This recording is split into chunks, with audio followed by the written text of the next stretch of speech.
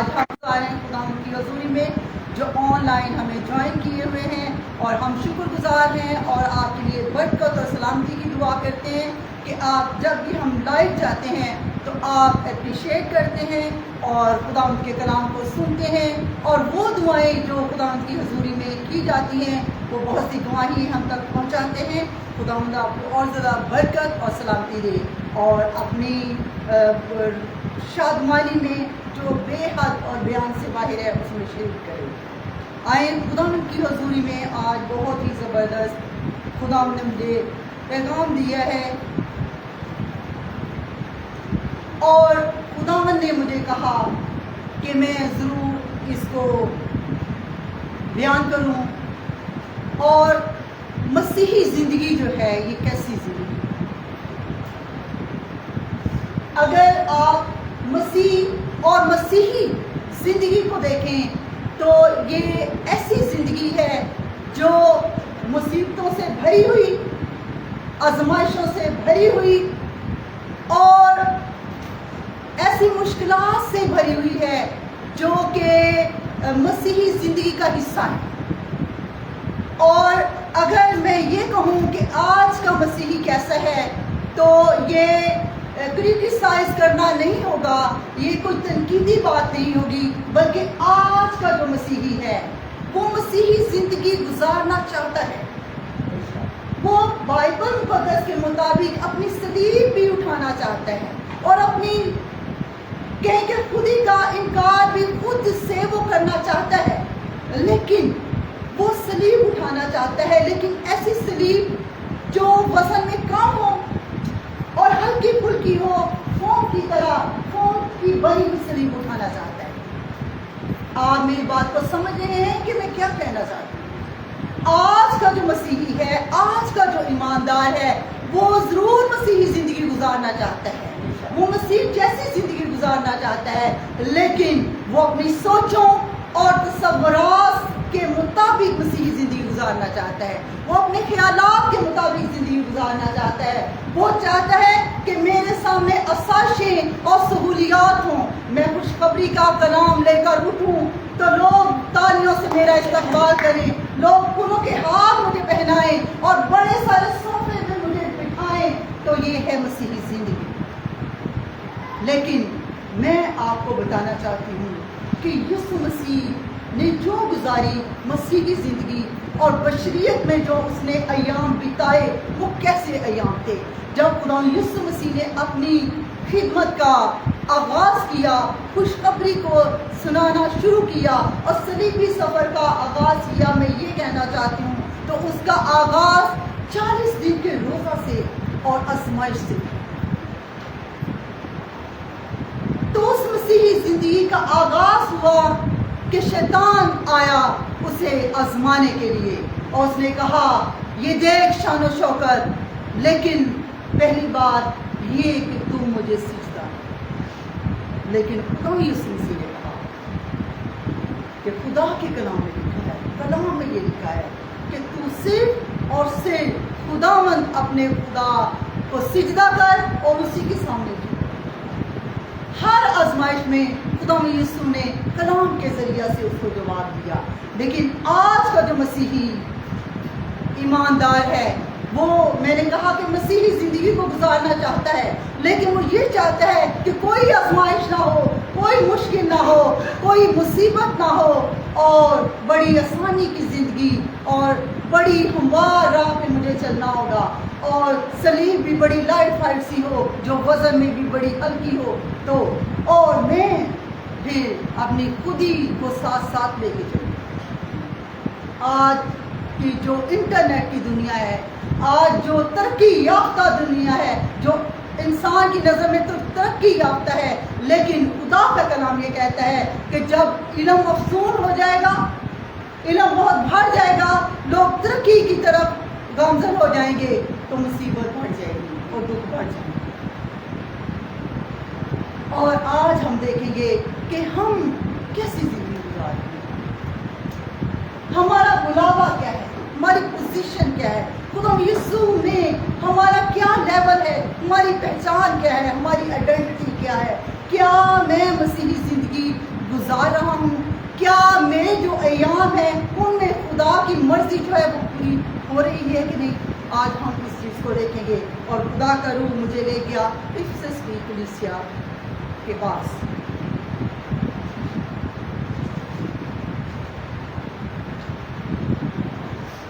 اور اسی حوالہ کے ساتھ ہم دیکھیں گے کہ خدا نے کس طرح سے اپنے لوگوں کو سرفراز کیا جنہوں نے مسیحی زندگی کا آغاز کیا, جنہوں نے خدا کی مرضی کو اپنے سامنے رکھا. اور ہم ٹچ کریں گے ڈینیل نبی کی لائف کو, ہم ٹچ کریں گے یوسف کی, جوزف کی لائف کو, جہاں پہ انہوں نے خدا کی مرضی کو اولین درجہ دیا اور انہوں نے چاہا کہ ہم وہ زندگی گزاریں گے جو خدا نے ہمیں دی ہے, اور ہم وہ لیول اپنی زندگی کا رکھیں گے جو خدا نے ہمیں دیا ہے. ہم اپنی وہ پوزیشن رکھیں گے جو خدا نے ہمیں دی ہے. ہم اس بات پہ غور کریں گے کیونکہ آج کی کلیسیا کو ضرورت ہے اس بات کی کہ وہ غور کریں کہ مسیحی زندگی کیا ہے, مسیحی زندگی کو گزارنے کا لیول کیا ہے, اور ہمیں اپنی روزمرہ زندگی میں کس طرح سے مسیحی جیسا بننا ہے. آئے ہم پڑھتے ہیں خدا کے مقدس کلام میں سے افسس کی کلیسیا کے نام پولس رسول کا خط ہے اور اس کا 4 باب ہے, اور ہم اس کی صرف اور صرف پہلی آیت کی تلاوت کریں اور عادل بھائی پڑھنے میں رہنمائی کریں گے. بس میں جو خداوند میں کہتی ہوں تم سے التماس کرتا ہوں کہ جس بلاوے سے تم بلائے گئے تھے اس کے لائق چال چلو. آمین آمین. اور میں جب پولس کی زندگی کے بارے میں جب بائبل کالج میں یہ پڑھایا جا رہا تھا کہ یہ جو پولس رسول کے خطوط ہیں یہ کب لکھے گئے اور کس حالت میں لکھے گئے, تو میں ایمان میں بہت خدا کے روح سے میں بھر گئی اس بات کے لیے کہ پولس رسول جو تھا وہ قید کی حالت میں تھا, وہ نہایت مصیبت کی حالت میں تھا, وہ کٹھن حالات میں سے گزر رہا تھا. لیکن دیکھیں کہ اس کی زندگی کا لیول کیا ہے, دیکھیں کہ اس کی پوزیشن جو خدا نے اسے دی ہے, خدا نے اس کی زندگی بدلی. اور وہ ساؤل تھا اور ہر روز ایک نیا منصوبہ بناتا اور پھر وہ ایک نیا پلان بناتا کہ اور نئی نئی جگہ کو فوکس کرتا کہ آج مجھے اس علاقے میں جانا ہے, مسیحیوں کو رگیدنا ہے, کسی کو قتل کرنا ہے, کسی کو گھسیٹنا ہے, کسی کو کوڑے لگانے ہیں, کسی کو میں نے مارنا ہے اور کسی فیملی کو میں نے پامال کرنا ہے. وہ ہر روز منصوبہ بناتا, وہ ہر روز ارادہ کرتا, اور علوم میں وہ انتہائی پڑھا لکھا, اور وہ علوم جو مذہبی علوم تھے ان سے وہ تعلیم یافتہ تھا, اور وہ اپنی دین اور اپنے آپ میں وہ ایک عظیم فریضہ جو تھا وہ سر انجام دے رہا تھا, وہ ایک عظیم کام کر رہا تھا. ہر روز وہ جب کسی کو مارتا تو اس کا دل شادمان ہوتا, ہر ایک مسیحی کو جب وہ رگیدتا, راستوں میں گھسیٹتا اور فیملیوں کو گھروں میں گھس کر, یہاں پہ لکھا ہے وہ نکالتا, بچوں کو بھی نکالتا, نوجوانوں کو نکالتا, بزرگوں کو نکالتا, مردوں کو نکالتا, عورتوں کو بھی نکالتا. اور کیوں کہ وہ مسیحی خاندان تھے اور اس لحاظ سے وہ ان کو پامال کرتا, مارتا, قتل کرتا, کیونکہ وہ مسیحی خاندان تھے. اور اس کے نزدیک یہ ایک عظیم کام ہے پولس رسول کے کہ وہ ایک اچھا کام کر رہے ہیں. آج کے نوجوان بھی, کبھی کبھی آج کا ایماندار بھی اپنی نظر میں وہ ایک اچھا کام کر رہا ہے, وہ شاید ایک برا کام اور خداوند کی مرضی کے خلاف ہے, لیکن وہ ساؤل کی طرح, چونکہ ساؤل جو ہے وہ ایک مذہبی لیڈر ہے اور وہاں پہ وہ لکھا کہ مذہبی علوم اس کے اندر ہے, اور وہ یہ اپنا فرض سمجھتا ہے کہ میں مسیحیوں کو قتل کروں, مسیحیوں کو ماروں اور ان کو مصیبتوں ان کی زندگیوں میں لے کے آؤں, اور وہ اپنی نظر میں ایک اچھا کام کر رہا ہے. اور آج کا مسیحی بھی کبھی کبھی یہ سوچتا ہے کہ جو کچھ میں کر رہا ہوں, what I am doing, I am at the right side. اس کی ڈائریکشن غلط ہے. پولوس کی جب وہ ساؤل تھا اس کی جو سمت ہے وہ درست نہیں ہے، لیکن اس کی دانست میں اس کے علم کے مطابق پوزیشن کو تبدیل کر دیتا ہے اس سے ہوئی، اور پھر جو اس کی دانست میں درست تھا اس کو غلط لگا، جو اس کی عقل کے مطابق ٹھیک تھا اسے غلط لگا، اور اس نے آواز سنی کہ اے ساؤل تو مجھے کیوں ستاتا ہے؟ اس نے کہا تو کون ہے جسے میں ستاتا ہوں؟ میں تو مسیحیوں کو ستاتا ہوں، میں تو مسیحی خاندانوں کو ستاتا ہوں، میں تو ان کو قتل کرتا ہوں، تو کون ہے جس کو میں ستاتا ہوں؟ اور پھر خدا یسوع نے خود کو ظاہر کیا کہ دیکھ میرے لوگ، مسیحی لوگ جن کو تو ستاتا ہے تو مجھے ستاتا ہے. اور اس لمحہ ایک صبح کڑی دوپہر جب نور اس پر چمکا تو اس سورج کی تاب سے بھی کہیں زیادہ اس کی تاب تھی، اور اس کی پہ وہ نور جو تھا وہ روشن ہوا، اور یہ وہ نور تھا جس نے یہ کہا میں دنیا کا نور. اور جو اس کی نظر میں پہلے روشن تھا وہ تاریکی تھی. جیسے آج کل کے مسیحی ان کی دانست میں کبھی کبھی جب وہ کچھ کرتے ہیں شاید ان کی عقل کے مطابق وہ درست ہے، لیکن یہ تاریکی ہے. جو شیطان سے ہے وہ تاریکی ہے، وہ نور نہیں ہے. لیکن کبھی کبھی ایمانداروں کو یہ لگتا ہے کہ یہی روشنی ہے، یہی نور ہے جس میں چل رہا ہوں، اور وہ اس تاریکی میں ایسے گم ہوتے ہیں کہ کبھی نکل نہیں پاتے. اور آج ہم دیکھیں گے کہ افسس کی کلیسیا میں پولوس رسول جس کی زندگی روشن ہو گئی اور جس کی تاریکی دور ہو گئی، اور پھر جس نے ارادہ کیا کہ اب سے میں جو میری دانست میں درست ہے میں کبھی نہیں کروں گا، بلکہ میں تو مسیحی ہو جاؤں گا اور میں ایک مسیحی بن جاؤں گا، میں یسوع مسیح کو قبول کروں گا. اور پھر وہ لکھا ہے کہ ایسے علاقوں میں اور ایسی قوموں میں وہ گیا جو مسیح سے ناواقف تھے. اور میں دیکھ رہی تھی اور غور کر رہی تھی اس بات میں کہ پولوس نے کیوں اس نے یہ سوچا کہ میں ان قوموں میں جاؤں جو بالکل یسوع مسیح سے ناواقف ہیں.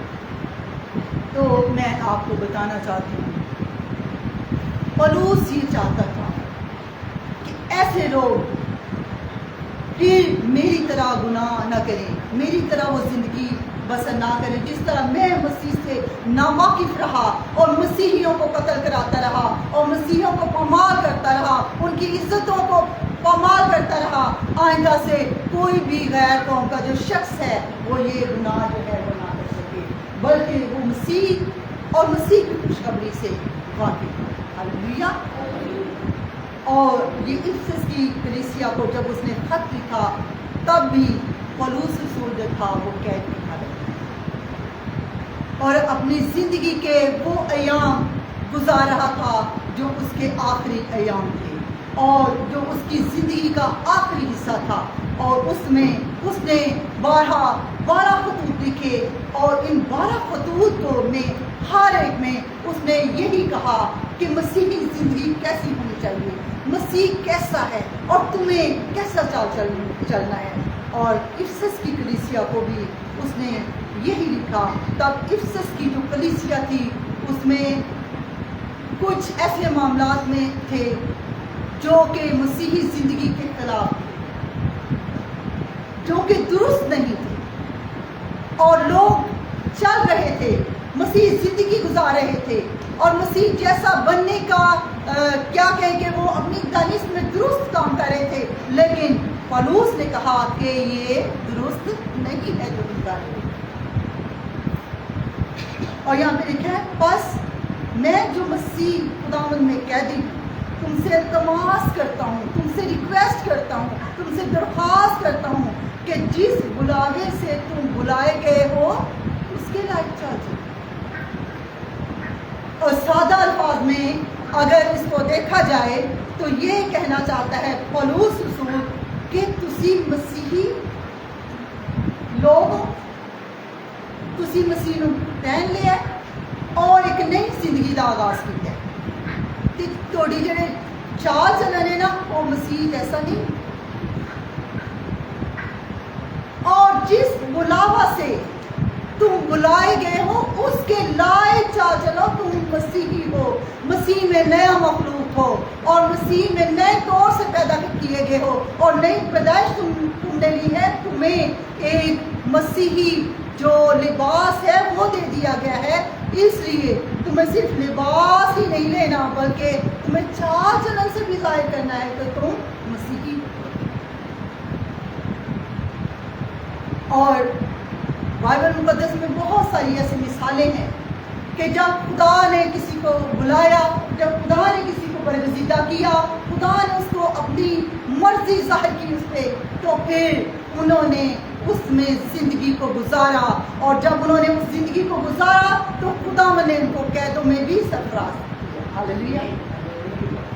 میں تھوڑا آگے چلوں گی اور مجھے بہت ہی, میں ایک سرمن کو سن رہی تھی اور خدا کے کلام میں سے سیکھ رہی تھی, اور پھر خدا کے روح نے مجھے یاد دلایا کہ دیکھ یہ ہے وہ لوگ جنہوں نے خدا کی مرضی کو پورا کیا, جنہوں نے ابھی پرانے عہد نامہ میں ہم دیکھیں تو پرانے عہد نامہ میں بہت سارے انبیاء ہیں جنہوں نے خدا کی مرضی کو پورا کیا اور مصیبتوں میں, پریشانیوں میں, آزمائشوں میں بھی وہ ثابت قدم رہے اور بڑا ہی انہوں نے ایک اچھا رویہ جو ہے ہم آنے والوں کے لیے ایک مثال قائم کی.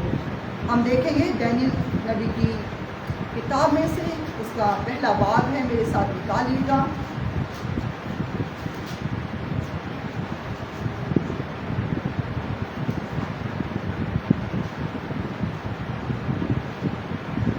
اور اس کا پہلا باب تو پورا ہم نہیں پڑھیں گے, ہم جسٹ اس کو دیکھیں گے اور اس کے چند آیات کو میں آپ کے سامنے رکھوں گی. اور جب خدا کی رویا, جب خدا کا بلاوا, اس کی مرضی آپ کی زندگی میں پوری ہوتی ہے اور لوگ دیکھتے ہیں, اس کو دیکھتے ہیں تو لوگ پھر اس کا اقرار کرتے ہیں. اور خدا کے کلام میں بھی یہی لکھا ہے. حبقوق نے کہا کہ جب میں اس جگہ پہ کھڑا تھا جہاں پہ خدا مجھ سے بات کر رہا تھا, اور پہلے تو میں ڈھونڈتا رہا, دوسرے بات کو پڑھیے گا حبقوق کی کتاب میں سے, کہتے میں دیکھتا رہا اور پھر میں نے تلاش کیا اس جگہ کو جہاں سے میں خدا کی آواز کو سن سکوں اور میں اپنی آواز کو بھی خدا کے حضور میں سنا سکوں. کہتے میں نے اس جگہ کا انتخاب کیا. آج کبھی کبھی جب ہماری دعائیں خدا کے حضور میں منظور نہیں ہوتی, جب ہم یہ سوچتے ہیں کہ سالہ سال انتظار کے باوجود ابھی تک کوئی جواب نہیں ملا, تو شاید ہماری زندگی میں ہماری جو جگہ ہوتی ہے وہ ہم نے شاید اس کا چناؤ صحیح نہیں کیا ہوتا. اب حبقوق جو ہے اس نے کہا کہ میں نے سب سے پہلے اس جگہ کا انتخاب کیا جہاں سے خدا مجھ سے بات کر سکے. اور پھر خدا نے کہا کہ جب میں نے اس جگہ کو ڈھونڈ لیا اور میں سن رہا تھا جب خدا بول رہا تھا, تو پھر خدا نے کہا کہ لکھ اس رویا کو جو میں تجھے دیتا ہوں, لکھ تختیوں پہ لکھ, اور پھر اتنا واضح لکھنا کہ لوگ دوڑتے ہوئے اسے پڑھیں. یہ ہے خدا کی مرضی. جب آپ اس کو کر رہے ہوں, آپ کی زبان لوگوں کو نہیں بتائے, لوگ اس کو دیکھیں اور اقرار کریں, یہ ہے مسیحی لوگ, یہ ہے خدا کے لوگ, یہ ہے چنے ہوئے لوگ, یہ ہے برگزیدہ اور علیحدہ کیے ہوئے. اور دانیل نبی کے بارے میں میں غور کر رہی تھی کہ جب دانیل نبی کو اسیر کر کے لے گئے تو وہاں پہ 4 لوگ اپستھت ہوئے, اور شاہ جو نبوکدنضر تھا اس نے یہ حکم دیا تھا کہ یہ چاروں جو اسیر کیے ہوئے لوگ ہیں ان میں سے ایسے جو قابل ہوں, خوبصورت ہوں, کسی رنگ کی مہارت رکھتے ہوں, کچھ نہ کچھ یعنی کہ آਉਂਦਾ ہے انہوں نے علیحدہ کر دیا. جب بنی اسرائیل کو لے گئے اسیر کر کے بابل کی طرف, تو وہاں پہ لکھا ہے کہ 4 لوگوں کا ہمیں ذکر ملتا ہے جن کو دانیل نبی سمیت 4 لوگوں کا ذکر ملتا ہے. اور یہ آیت ہم پڑھتے ہیں, پہلا باب ہے دانیل نبی کی کتاب, اس کی 7ویں آیت. اگر آپ اس کو پڑھیں 30 آیت سے تو زیادہ اچھا ہوگا. اور بادشاہ نے اپنے خواجہ سراہوں کے سردار اسفنس کو حکم دیا کہ بنی اسرائیل میں سے اور بادشاہ کی نسل میں سے اور شرفا میں سے لوگوں کو حاضر کریں. وہ بے عیب, جوان بلکہ خوبصورت اور حکمت میں ماہر اور ہر طرح سے دانشور اور صاحب علم ہوں, جن میں یہ لیاقت ہو کہ شاہی قیصر میں قصب میں کھڑے رہیں اور وہ ان کو کشتیوں کے علم اور ان کی زبان کی تعلیم دے. آمین. ابھی یہاں پہ ہم رکیں گے تھوڑا. جب ان لوگوں کو لایا گیا تو بادشاہ نے کہا کہ میرے حضور میں نا جو جن کو سمجھتے وہ شرفا لوگ ہیں, علم رکھنے والے لوگ ہیں, خوبصورت ہیں, انہوں نے حاضر کیا جائے. اور یہاں پہ خاص جو بات غور کرنے والی ہے, بے عیب نوجوان, کسی قسم کا نشہ نہ کرتے, ان کی طاقت جو ہے وہ پوری ہو. اور پھر بادشاہ نے یہ مقرر کیا کہ ان کو علم سکھائے جائے, کشتیوں کے علم, یعنی انہوں نے ملک کے جڑے علم علوم جادوگری فاتگری جو بھی تھا اس وقت کا علم جو تھا ان کو سکھایا جائے. کیوں؟ کیونکہ بادشاہ چاہتا تھا کہ ان میرے دربار میں کھڑے ہوں, کیونکہ وہ خوبصورت تھے.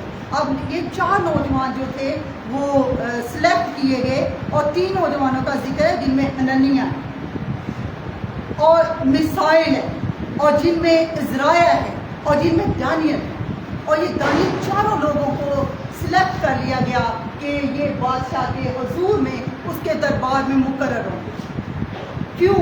کیونکہ وہ خوبصورت تھے. کیوں؟ کیونکہ وہ بے عیب تھے. کیوں؟ کیونکہ وہ شرفا میں سے تھے, مشہور اور اچھے لوگوں میں ان کا شمار تھا. اب بادشاہ کے حضور میں یہ حاضر کیے گئے. اب بادشاہ نے کہا کہ یہ اے میرے کم دلو, بادشاہ نے کیا کہا, اے میرے کم دے لوگ نے, اینا نوسی علم سکھاوا گے کہ اینا نوسی اپنے لائق بناوا گے. کہ آج بھی شیطان کیا چاہتا ہے, وہ ایسے لوگوں کو ڈھونڈتا ہے جو قابلیت رکھتے ہیں, جو کسی قسم کی اہلیت رکھتے ہیں, جو زور آور ہوں. شیطان ڈھونڈتا ہے آدمی کہ ان کو اپنے پرپس کے لیے, اپنے مقصد کے لیے استعمال کرے. اب جو نبوکت نظر ہے اس نے انتخاب کیا ان 4 نوجوانوں کا. کیوں؟ کہ ان کو کشتیوں کا علم سکھایا گیا, اور ایک شخص جو ہے اسپنز ان پہ مقرر کیا گیا. کیوں؟ تو ان کا خیال رکھے گا, ان کو کھانے پینے کا خیال رکھے گا, ان کی پوشاکوں کا خیال رکھے گا, اور ان کا ہر طرح سے خیال رکھے گا. یہ سیکھنے کے جو علوم ہیں تو یہ بھی خیال رکھے گا کہ کون کون سی علم ان کو سکھائے گا. اب وہ اسیری میں ہیں لیکن دشمن کے گھر میں. دشمن جو ہے چاہتا ہے کہ ان کو اپنے پرپس کے لیے استعمال کرے. اور یہی نہیں, بادشاہ نے کہا ان کے نام جو ہیں وہ بھی تبدیل کر. جو ہمارے ملک کے, جو بابل کے رہنے والے لوگ ہیں, جیسے ان کے نام ہیں ویسے ہی اب سے ان کے وہی نام ہوا کریں گے. اور پھر انہوں نے حنانیہ کو صدر کہا, اور پھر انہوں نے میسائیل اور عزرائیل, اب انہوں نے حنانیہ کو صدر اور میسائیل کو میسک کہا, اور پھر عزرائیل کو انہوں نے عبدالنجو کہا, اور دانیل کا انہوں نے نام رکھا بیلتشسر. جب دشمن آپ کو, شیطان آپ کا انتخاب کرتا ہے تو پھر آپ کی نام, آپ کی پہچان, ہمارے جو نام ہے ہماری پہچان, ہماری جو نام ہے ہماری پہچان ہے. نادرا میں چلے جائیں تو آپ کا آئی ڈی کارڈ جب بنتا ہے تو اس پہ آپ کا نام, اس پہ آپ کا خاص आइडेंटिटी नंबर, आपकी खास शनाख्ती अलामत, आपका खास खानदानी नंबर, यानी हर चीज़ से, और खास कर आपके घर का पता। यानी अगर किसी को आपका आईडी कार्ड गुम हुआ, कहीं पड़ा हुआ मिले, तो वो जान जाएगा कि आप मसीही हैं या आप किस कौम के हैं, आपका ख़ानदान क्या है, आप कहाँ के रहने वाले हैं, किस शहर के हैं, सारा कुछ। आपका नाम आपकी पहचान है। और बाइबल मुक़द्दस ये कहती है कि नाम जो है वो इंसान की शख्सियत को ज़ाहिर करता है, उसकी पहचान को ज़ाहिर करता है। अब नबूकदनेस्सर ने कहा इन्हां दे नाम ही जिहड़े ने वो तब्दील कर दिते, जिहड़े सानू पसंद है असीं ओह ना रखा। आज भी शैतान ये चाहता है जो उसको पसंद है वो आपकी पहचान है, जो क्वालिटीज़ उसके अंदर है वो आप में दाखिल करना चाहता है, वो आपकी पहचान यीशु मसीह की ज़िंदगी से निकाल कर कोई और पहचान देना चाहता है। जैसे नबूकदनेस्सर वो चाहता सी खूबसूरत ने साड़ी कौम नू प्रेजेंट करन, ऐसा मेरे दरबार से खड़े हैं, क्यों वो अपने पर्पस के लिए उनको इस्तेमाल करना चाहता था। आज भी शैतान ये चाहता है कि ज़िंदगी मसीही तो हो, लेकिन जो अंदर क्वालिटीज़ हों, काबिलियतें हों, वो मेरी दी हुई अहलियतें और काबिलियतें ज़ाहिर हों, वो मेरे हुजूर में खड़े हैं।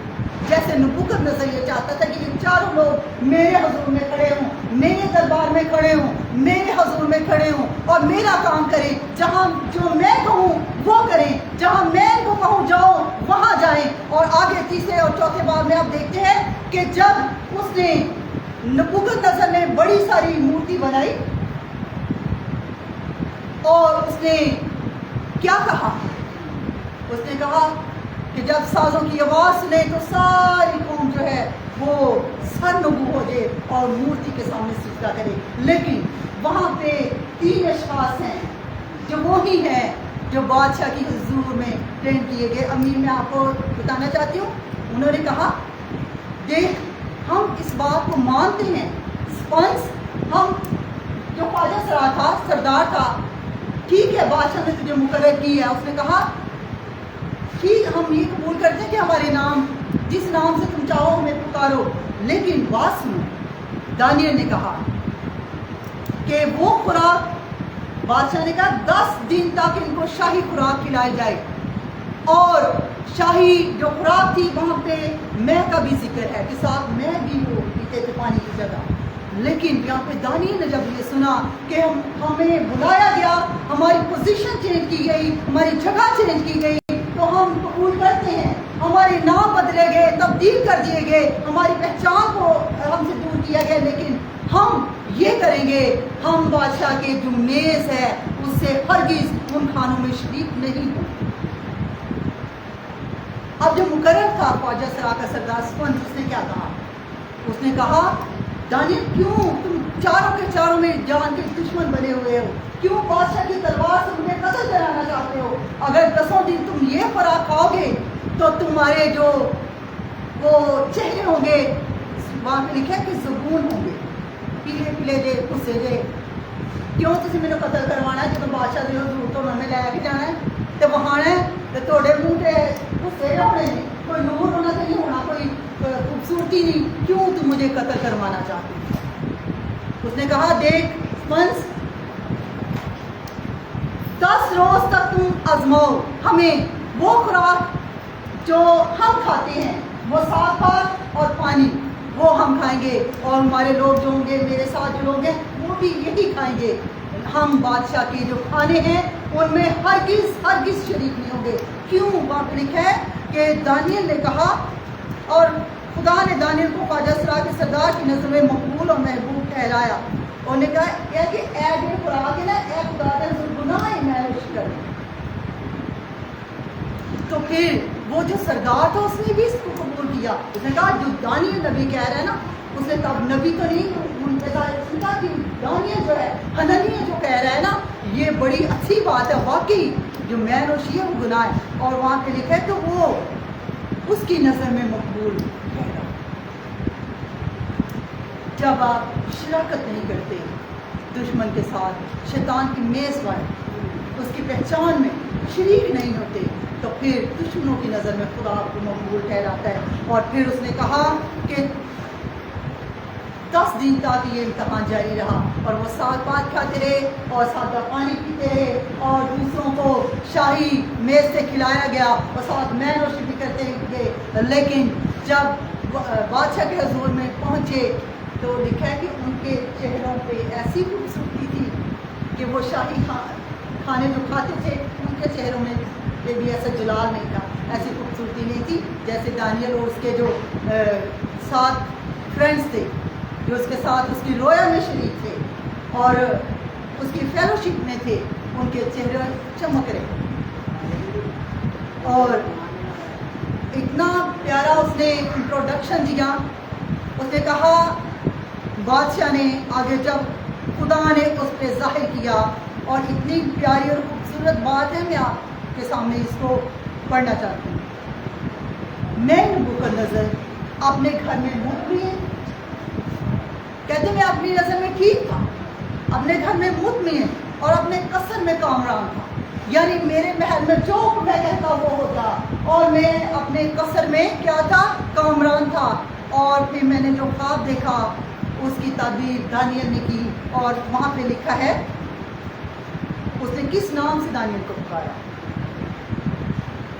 اس نے کہا آخر کار دانیل میرے سامنے آیا جس کا نام بیلتشزر ہے. کہتے جس کا نام میں نے بدل دیا تھا اور بیلتشزر رکھا تھا جو میرے معبود کا بھی نام ہے. یہ دیکھیں اس نے جو بیلتشزر نام اس کا رکھا تھا اس کی کوالٹیز کو دیکھیں. اس نے ایک دیوتا تھا جس کا نام بیلتشزر تھا, اس نے دانیل کا وہ نام رکھا اور اس نے کہا اس میں مقدس الہوں کی روح ہے. بس میں نے اس کے روبرو خواب کا بیان کیا.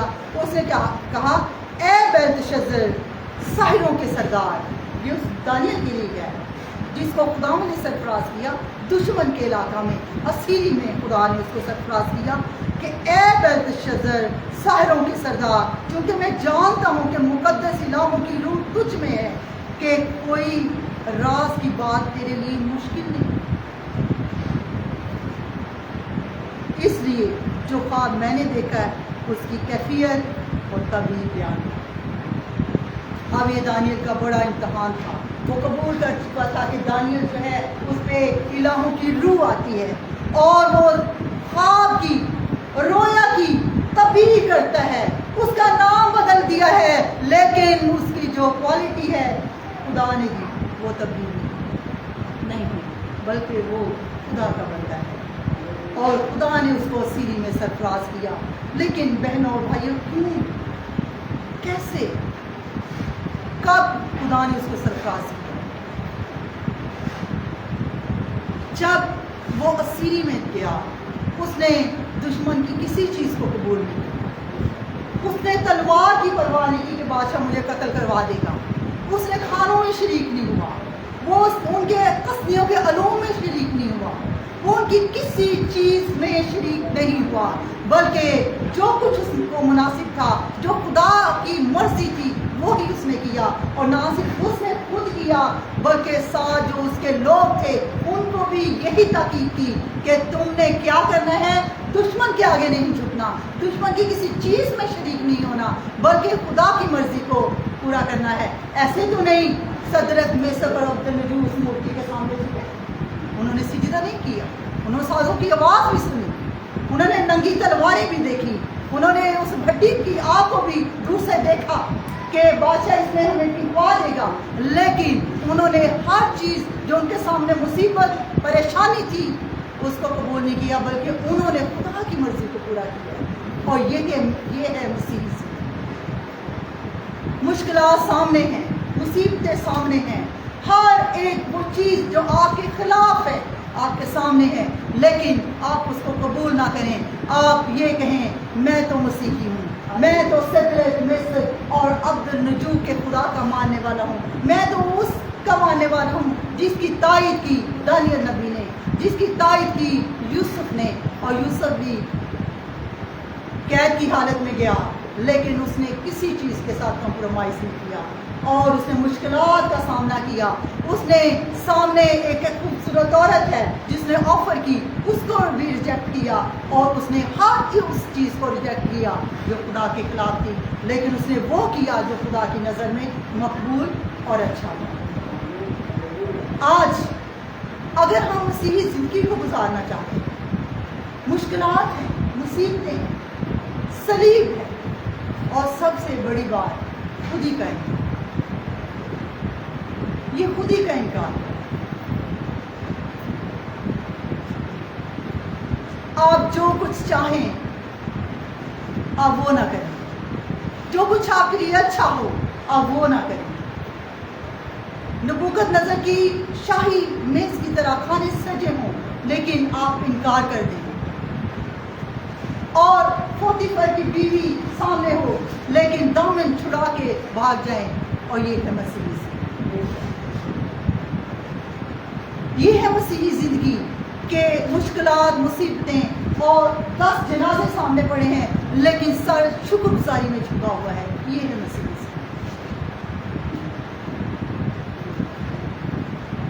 سوچنے کی ضرورت ہے میں کیسا مسیحی ہوں. جیسے پولس رسول یہ کہتا ہے کہ اپنے بلائے جانے پر نگاہ کرو, دیکھو, غور سے دیکھو کہ کس طرح چلتے ہو.